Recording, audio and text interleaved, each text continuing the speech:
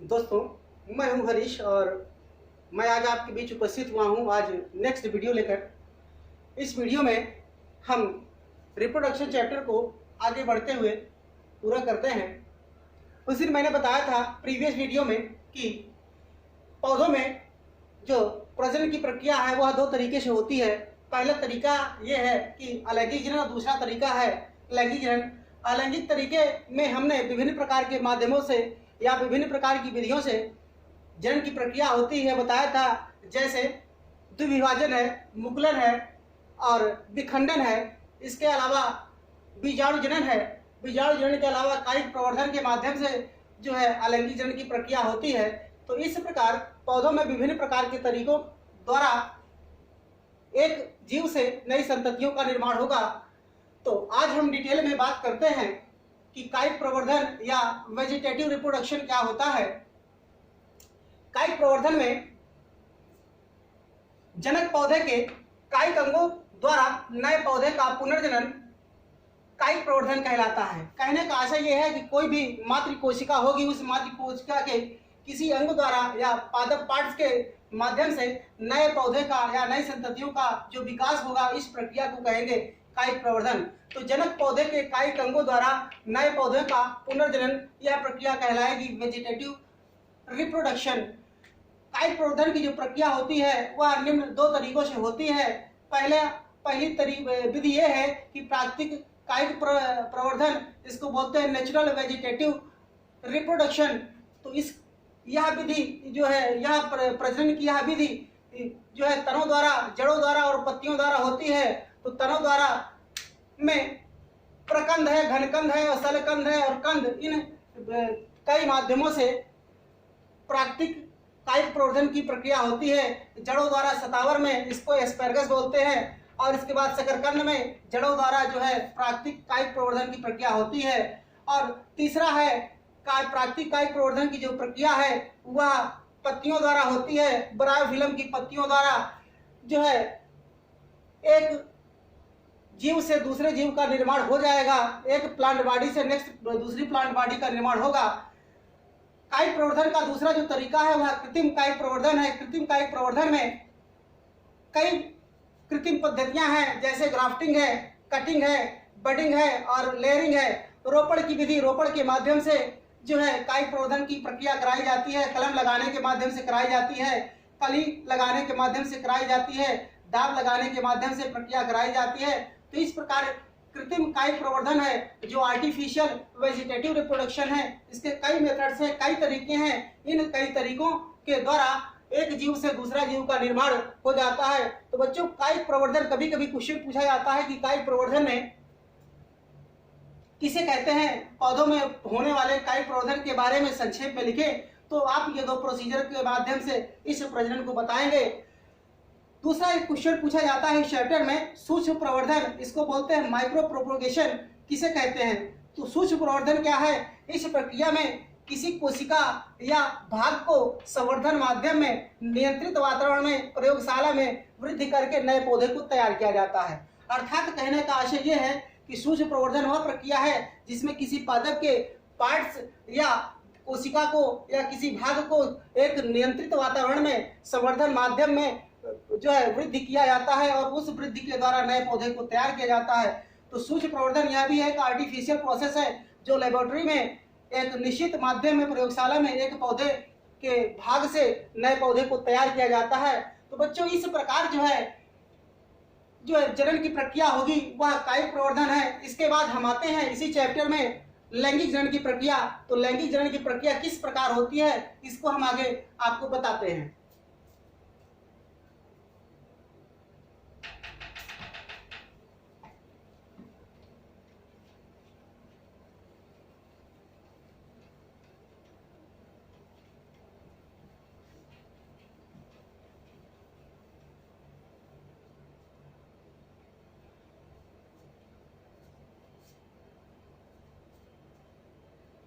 बच्चों,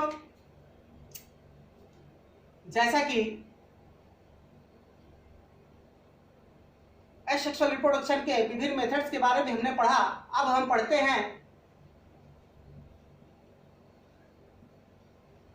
लैंगिक जनन को कहा जाता है सेक्सुअल रिप्रोडक्शन।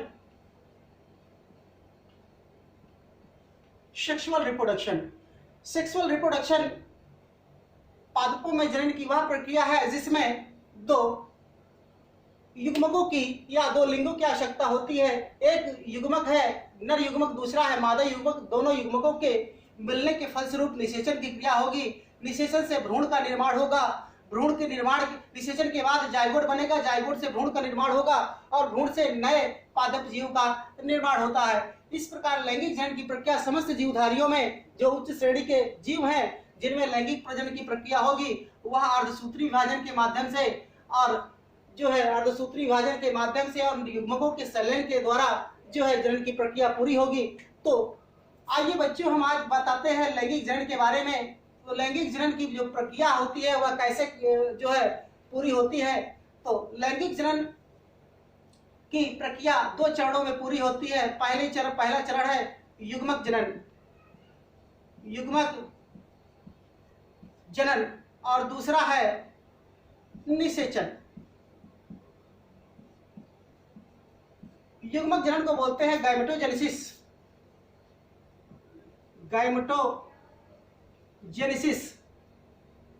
और इसको बोलते हैं फर्टिलाइजेशन।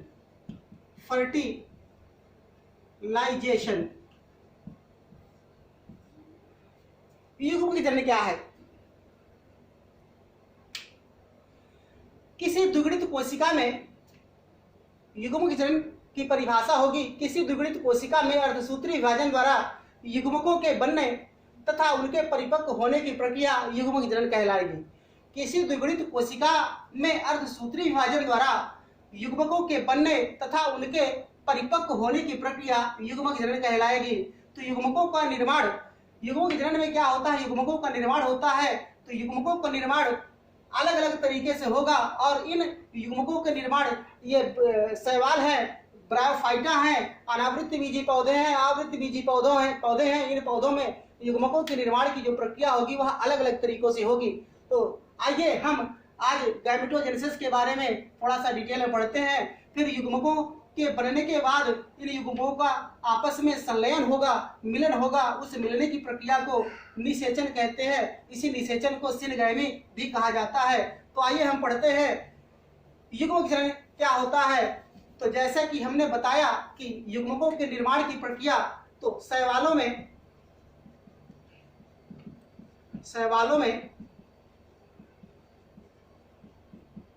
युग्मकों का निर्माण, शैवालों में युग्मकों का जो निर्माण होगा, इस निर्माण के माध्यम से the formation of gametes in algae. तो शैवालों में जो युग्मक का निर्माण होगा, युग्मक के निर्माण में रंग रूप आकार स्वभाव में ये युग्मक समान होते हैं। समान होने के आधार पर युग्मक समान होने के कारण जो है शैवालों में लैंगिक जनन की जो प्रक्रिया होगी वह तीन प्रकार से होती है। एक को बोलते हैं समयुग्मकी, दूसरे को बोलते हैं विषम युग्मकी, तीसरे को बोलते हैं अंड युग्मकी, इसको बोलते हैं आइसोगाइमस, इसको बोलते हैं एन आइसोगाइमस, इसको बोलते हैं उगाइमस। बच्चों आइए हम इसको थोड़ा सा डिटेल में पढ़ते हैं, फिर आगे बढ़ते हैं। समयुग्मकी क्या है? इसमें दो समान प्रकार की युग्मक जब आपस में मिलते हैं तो इस प्रकार की प्रक्रिया समयुग्मकी कहलाएगी। समयुग्मकी की जो प्रक्रिया होती है वह शैवालों में स्पेशली क्लेमाइडोमोनास, डेब्री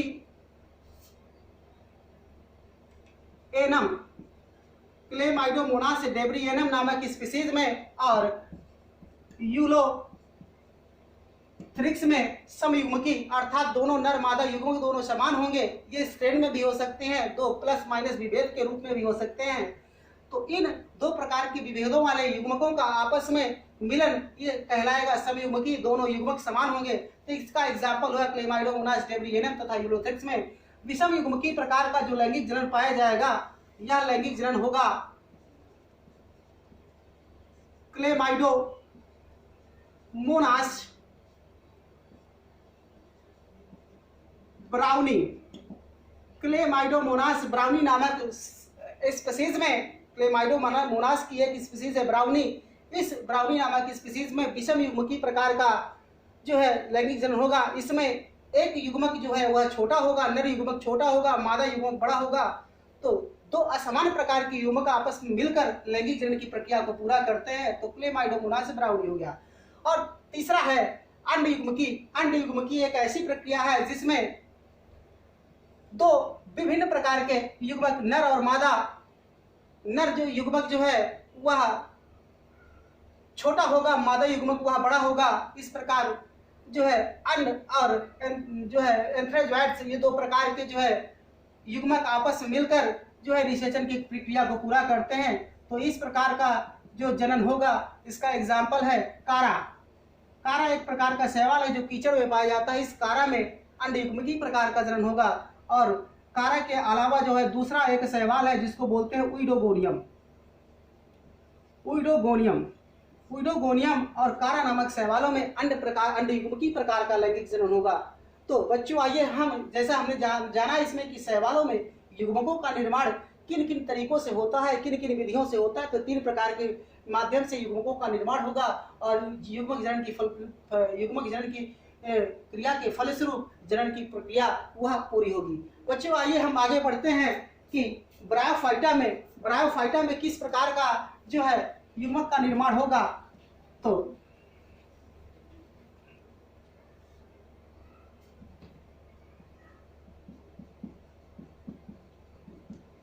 ब्रायोफाइटा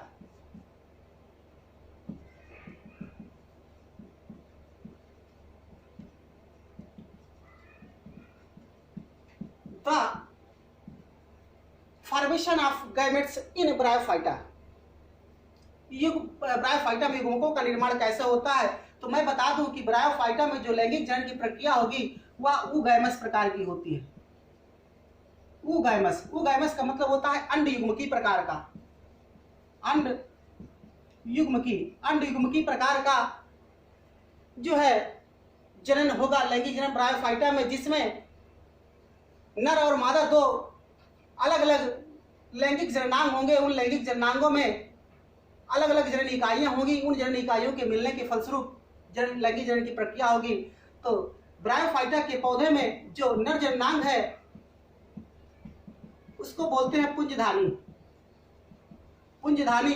इसको बच्चों अंग्रेजी में कहते हैं एंथेरिडियम। और मादा जननांग है, इसको बोलते हैं स्त्रीधानी,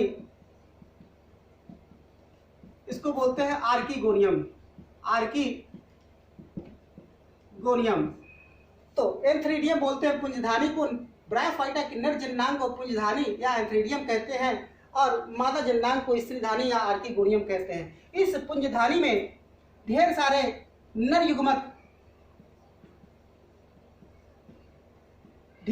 युग्मक या एंथेरेजोइड्स, जिनको पुमड़ कहा जाता है, ढेर सारे एंथेरेजोइड्स का निर्माण होगा। और स्त्रीधानी के अंदर ढेर सारे एग का, इसको अंड बोलते हैं, इसके अंदर, इस मादा जननांग के अंदर ढेर सारे अंड का निर्माण होगा और नर जननांग के अंदर ये पुंजधानी है, पुमड़ का निर्माण होगा। इस प्रकार पुमड़ुओं के और अंड के मिलने के फलस्वरूप निषेचन की क्रिया होगी और निषेचन की क्रिया के फलस्वरूप एक जो है भ्रूण डेवलप होगा, भ्रूण से नए पौधे का विकास होगा।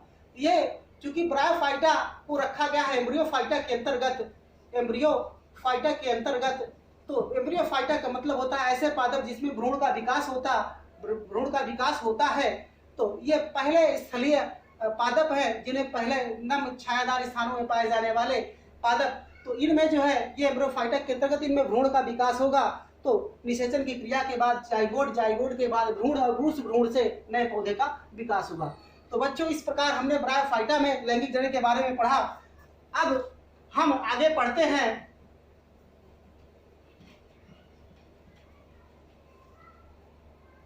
अनावृत बीजी में, अनावृत बीजी इसको बोलते हैं जिम्नोस्पर्म।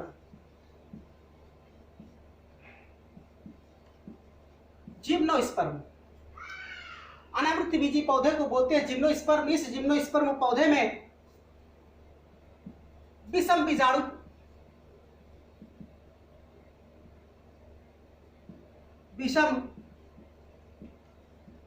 बीजाणु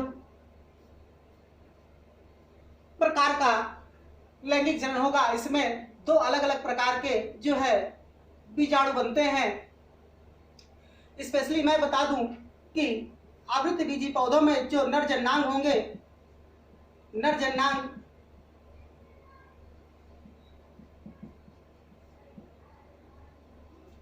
और मादा जननांग ये शंकु के रूप में होते हैं, शंकु के रूप में। शंकु या कोण इनको बोलते हैं। ये शंकु या कोण के रूप में होंगे। इन कोणों में नर जननांग शंकु के रूप में होंगे, मादा जननांग शंकु के रूप में होंगे। तो इनको स्ट्रोबिलस या कोण कहते हैं। इन कोण के माध्यम से अनेक प्रकार के लघु बीजाणुओं का लघु बीजाणु पर्ण का निर्माण होगा और मादा जननांग में दीर्घ बीजाणु पर्ण का निर्माण होगा, जिनमें अनेक प्रकार के बीजाणु उपस्थित होते हैं और उसके माध्यम से इनमें जनन की प्रक्रिया होगी। तो अनावृत बीजी पौधों में जो जननांग होंगे वो शंकु के रूप में होते हैं। शंकु के रूप में इनमें बच्चों शंकु के रूप में इनमें जो जननांग होंगे ये इन शंकुओं के माध्यम से लघु बीजाणु पर्णों और दीर्घ बीजाणु पर्णों का निर्माण होगा और उनमें लघु बीजाणु पर्णों में लघु बीजाणुओं का और दीर्घ बीजाणु पर्णों में दीर्घ बीजाणुओं का निर्माण होगा और लघु बीजाणु दीर्घ बीजाणुओं के मिलने की क्रिया के फलस्वरूप निषेचन होगा। निषेचन के बाद जो है जायगोट बनेगा, जायगोट से नए पौधे का विकास होगा। इस प्रकार अनावृत बीजी पौधों में भी जो है लैंगिक जनन की प्रक्रिया विषम बीजाणु प्रकार की होती है। दो प्रकार के बीजाणु बनते हैं, एक लघु बीजाणु, दूसरा दीर्घ बीजाणु।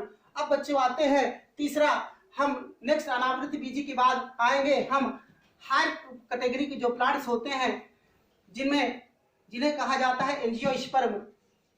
एंजियोस्पर्म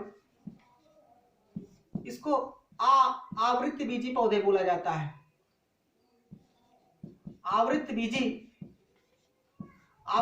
पौधे। तो एंजियोस्पर्म में जो जननांग होते हैं वो स्पेशली फ्लावर में पाए जाते हैं। फ्लावर में नर तथा मादा जननांग होते हैं। नर जननांग आपका जो है, अगर केवल फ्लावर में नर जननांग होगा तो पौधा एक लिंगाश्रयी होगा। अगर मादा जननांग और नर जननांग दोनों उपस्थित होंगे किसी फ्लावर में या प्लांट बॉडी में तो इस प्रकार का जो पादप होगा वह जो है द्विलिंगाश्रयी होगा। इस प्रकार एक लिंगाश्रयी और द्विलिंगाश्रयी होते हैं। ज्यादातर पौधे जो है द्विलिंगाश्रयी होते हैं जिसमें नर और मादा दोनों जननांग पाए जाते हैं। तो नर जननांग जो है इसमें एंजियोस्पर्मिक प्लांट्स में नर जननांग और मादा जननांग जो होंगे, नर जननांग को हम कहते हैं स्टेमन और मादा जननांग जो होगा वह होगा गायनोशियम। इसको कहा जाएगा एंड्रोशियम। इसको पुमंग बोलते हैं और गायनोशियम को जायांग बोलते हैं। तो एंजियोस्पर्मिक प्लांट्स में पुमंग और जायांग ये दो प्रकार के जो है जननांग उपस्थित होते हैं। इन जननांगों में जो इकाइयां होंगी, जैसे इसमें अंड होगा और इसमें होगा जो है पुंकेसर के अंदर पाया जाएगा। स्टेमन को पुंकेसर कहेंगे। पुंकेसर के अंदर उपस्थित होता है सूक्ष्म बीजाणु या इसी को लघु बीजाणु कहा जाता है। तो लघु बीजाणुओं और अंड के मिलने से लैंगिक जनन की प्रक्रिया होगी। तो यह हायर कैटेगरी के प्लांट्स में जो है नर और मादा जो जननांग उपस्थित होते हैं वो चूंकि ये वेल डेवलप्ड प्लांट्स होते हैं तो वो पुष्प में पाए जाते हैं। तो बच्चों इस प्रकार जो है लैंगिक जनन की प्रक्रिया जो होगी वह रफली तौर पे हमने मोटे तौर पर हमने ये देखा कि जो है युग्मकों के निर्माण की जो प्रक्रिया होगी वह शैवालों से, ब्रायोफाइटा से, अनावृतबीजी और आवृतबीजी पौधों से लगाकर किस प्रकार की जनन की प्रक्रिया होगी। तो बच्चों नेक्स्ट वीडियो में हम इसके आगे मिलेंगे और तब तक के लिए हम आपसे विदा लेते हैं। नमस्कार।